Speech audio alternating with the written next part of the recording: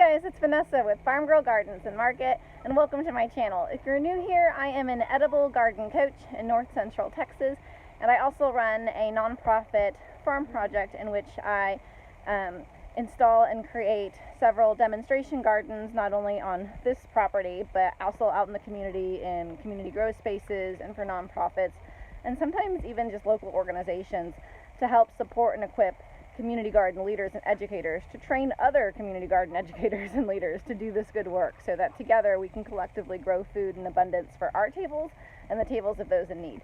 That's a long intro, but welcome. And I wanted to show something to you that a volunteer mentioned to me yesterday. She had a question. She was working out in our, what I'm calling our heritage garden or victory garden demonstration. And I do a method where I leave my lettuce to bolt, throughout the summer. And the seed pods that form, the flowers first that form, attract the bees and pollinators, which is great for the garden. But then the seed heads themselves mature and dry out on the plant, which makes your ability to harvest and save seeds so much easier. But another thing happens, which is, and the volunteer asked, how is it that you say we can't sow lettuce in the middle of summer, and yet here is baby lettuce growing out here in your garden?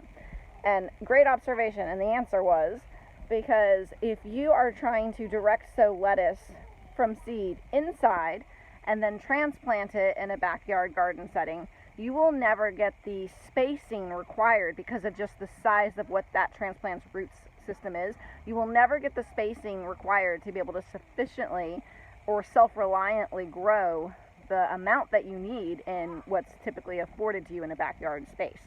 And also, the stress of transplanting something like that in the middle of summer in Texas is going to kill the thing or make it so stressed that it just will never really produce well for you. What's happening here is actually permaculture in full display. And so I'm going to bring you in a little bit closer, but this is a great overview. This arugula that I broadcast sowed earlier in spring, was allowed to grow to its full maturity. The seeds dried on the plant and fell.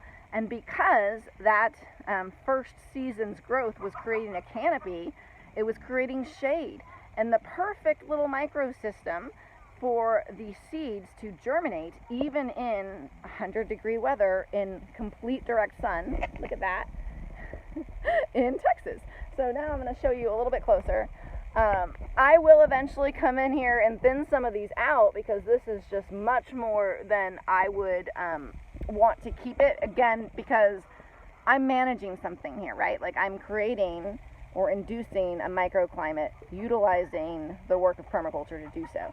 So this is great for germinating. They needed this protection. They needed this amount of density so that they could survive being out here in high heat and not being cared for. But once they get a little bit more established, I'll thin them out a little bit. And I just wanted to show you that not only does permaculture work, it does the work for you. And that is hopefully a better explanation for why I always say don't try to transplant lettuce in summer, but if you direct sow in early spring and you let that lettuce enjoy its entire life cycle of maturity, you'll start to have what we call an autopilot garden in permaculture. And it's not to say that food's going to grow by magic. Like there's always going to be work involved. But it is to say, sorry, I'm shaking a bit. It is to say that when you support your organism or when you support your system, it supports you. And so I just wanted to share that with you because I thought this was a great example. So I hope that y'all are well. Baby Jacob is doing great.